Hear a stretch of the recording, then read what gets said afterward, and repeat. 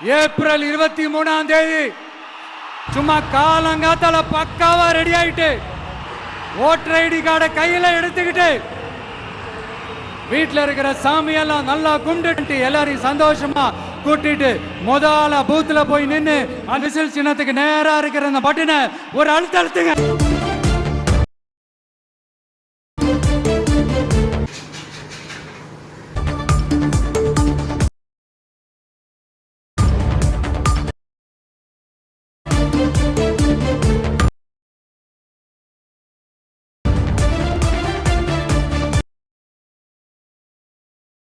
தலைவர்கள் எல்லாம் போறாங்களா?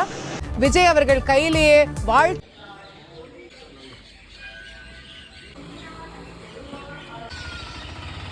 சி ஜோசப் விஜய் எனும் நான் தமிழ்நாட்டு அரசின் முதலமைச்சராக